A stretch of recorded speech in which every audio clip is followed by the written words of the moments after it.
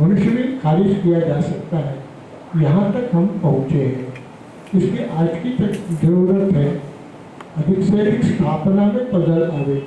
जैसे मानव केंद्रित विकास की बजाय प्रकृति केंद्रित विकास वो विकास का आधार बने। अगर रासायनिक खाद ज़्यादा पड़ी, भूमि बीमार हुई तो विकास नहीं, विनाश। जलस्तर घटा तो विनाश, जलस्तर बढ़ा तो विकास। वनाच्छादन बढ़ा तो विकास, वनाच्छादन घटा तो विनाश। जब भारत दुनिया का सबसे धनी देश 200 साल पहले था तो भारत में एक मनुष्य पर 10 गोवंश था। अंग्रेज जब गए हैं तो एक मनुष्य पर एक गोवंश छोड़ गए हैं। और जब आज की स्थिति है जहाँ सबसे ज़्यादा आत्महत्याएं किसानों की हुई विदर्भ क्षेत्र, वहाँ 8 मनुष्य पर एक गोवंश मिला। भारत की समृद्धि और संस्कृति का रहस्य है एक दैवी त्रिकोण। घर की माता, गौ माता और धरती माता, ये वो त्रिकोण है जिसमें हर एक सिरा शीर्ष 2 का पोषण करता है। इस चक्र के कारण ही समृद्धि वो भी संस्कृति पर आधारित। भारत ने अचीव किया, हजारों वर्ष तक चलाया है, आज भी संभावना है। हाँ, हमने विकास की अंधी दौड़ में 50 वर्षों में, 60 वर्षों में 50% बायोडाइवर्सिटी का विनाश कर लिया है। इसलिए हमको रिस्टोर करना है और यही अभी का विषय है जिसके बारे में किताब लिखी गई है। इसमें और चर्चा होने की जरूरत है, संवाद की आवश्यकता है। जो इस दिशा में सोचते, बोलते, करते हैं, लिखते हैं, जो कुछ ठोस काम भी कर रहे हैं, ऐसे सब लोगों की मिला जुला कर सर्जन शक्ति एकत्र हो, ये आज के युग की आवश्यकता है। इस दिशा में संजीव तिवारी से के नौजवान लगे हैं, उनको फिर से मैं बधाई देता हुआ या उचित सभी लोगों को शुभकामनाएं देता हुआ मैं अपनी बात पूरी करता हूँ। आदरणीय श्री गोविंदाचार्य गुरुदेव जी अपने पावन वाणी से हम सभी को पोषित कर रहे थे। अब मैं आग्रह करूंगा आदरणीय श्री देवेंद्र शर्मा जी से, क्योंकि बिना आपके संजीव जी कभी ये किताब लिख ना पाते, कभी उनको वो समझ न विकसित होती जो उन्होंने किताब के माध्यम से लोगों तक पहुंचाया। मैं आपसे अनुरोध करूंगा कि आप आइए और अपनी बात को सबके सामने रखिए।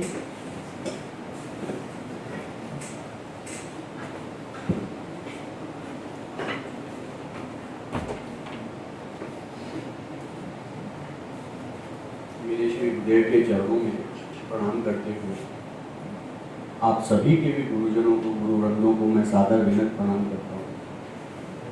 मंच पर उपस्थित आदरणीय गोविंद जी, डॉक्टर गुप्ता जी, राठी सर जी, रामास्वामी जी, ऐसे सभी मूर्धन्य जीवन के अनुभवों से परिपक्व और अपने अपने स्थान पर स्थापित सभी को प्रणाम करता हूँ। और जो आज के इस अवसर के साक्षी हैं उन सबको भी मेरा प्रणाम। सब बार बार कहा जा रहा है कि मैं इसके पीछे निमित्त हूँ, किंतु ऐसा नहीं है। काल की अपनी गति है और काल के गर्भ में विचार जीता है और समय आने पर वो बाहर होकर उद्भासित होता है, प्रकट होता है। उसके प्रकट हम में से कोई भी हो सकता है, जिसकी जैसी साधना, जिसकी जैसी निष्ठा, जैसी जिसकी तपस्या। काल उसको अपना तय करता है और काल जिसको तय करे, हम यदि उस विचार के किसी भी दृष्टि से सहयोगी हैं, उसे मानते हैं कि ये सबके लिए अच्छा है, सबके कल्याण के लिए है, तो हम उसमें सहयोगी बने।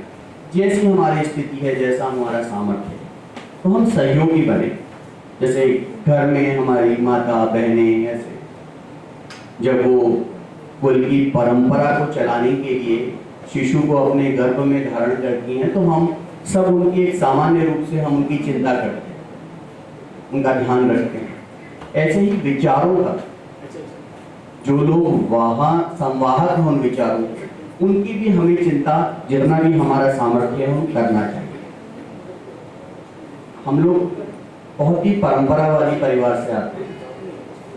सर्वोच्च न्यायालय की 20 वर्षों की प्रैक्टिस के बाद में भी हमने अपना शिखा सूत्र नहीं उतारा, सारी समस्याओं के बाद भी, क्योंकि ये बात बहुत बचपन से ये बात समझा दी गई थी कि भारत है इसीलिए है क्योंकि वो धर्म है।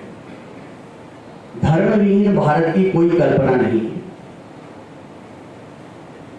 यहाँ पर बहुत विद्वान बैठे हैं अपने विषयों के। मैं इस विषय की विद्वता के बारे में किसी तरह का कोई दावा नहीं करता कि मैं इस विषय को जानता हूँ, पर एक बात मैं बहुत आग्रह से कहता हूँ, सभी स्थानों पर कहता हूँ कि मैं अपनी परंपरा को जी रहा हूँ।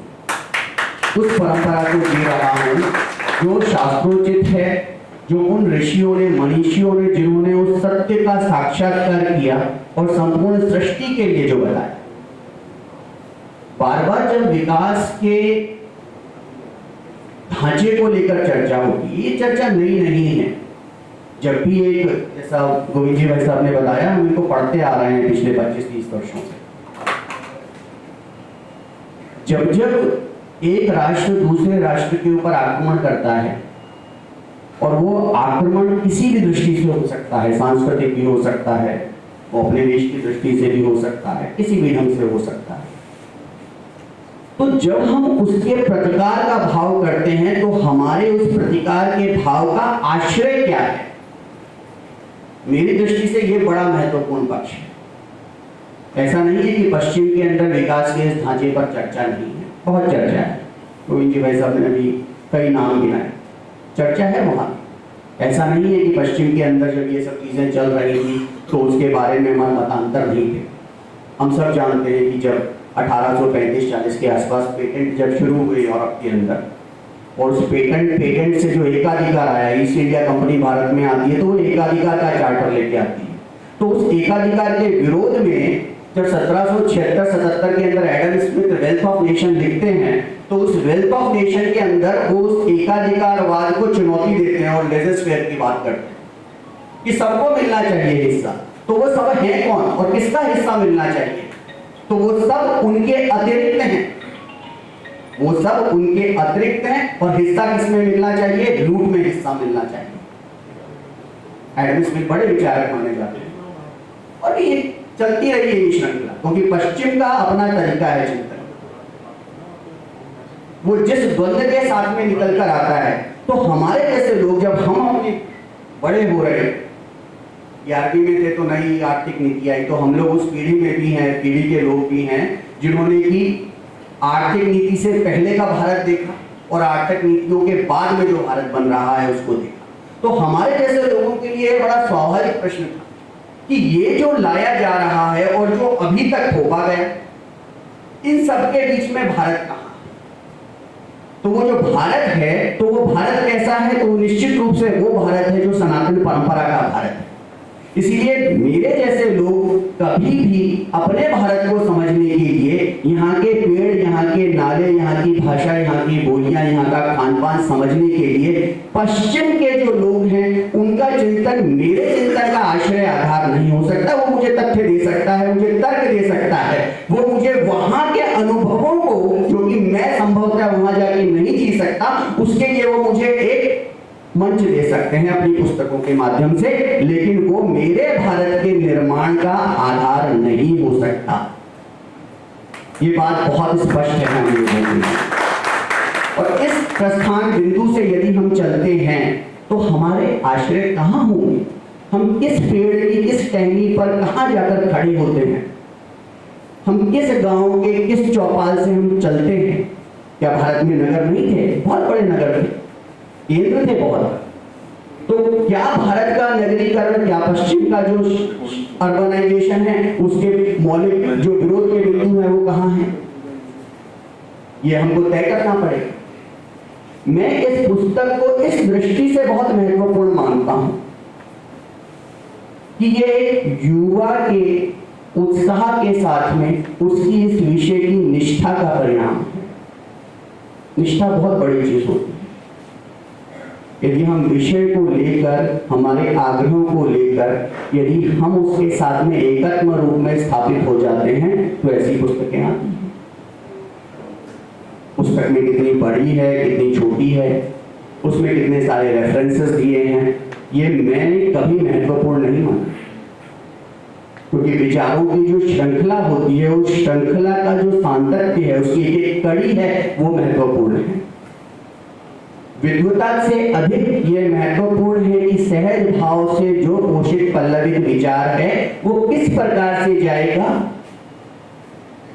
इस पूरे के पूरे संघर्ष में, विकास के संघर्ष में, पश्चिम बनाम भारत के संघर्ष में हमारी हालत उस रुग्ण व्यक्ति की तरह हो गई है जिसके साथ में आप कोई बहुत बड़ी भारी भरकम चीजें नहीं दे सकते हैं। हमको पीलिया होता है, ऐसी कोई बीमारी होती है तो हमको बहुत पतली दाल, खिचड़ी, उसका पानी ऐसे दिया जाता है। क्यों दिया जाता है? ताकि हम बहुत सहजता से सुपाच्य हो। विचार के साथ में ये बहुत महत्वपूर्ण है। बहुत बड़े बड़े ग्रंथ लिखे गए हैं पिछले 150-200 वर्षों में। ऐसा नहीं है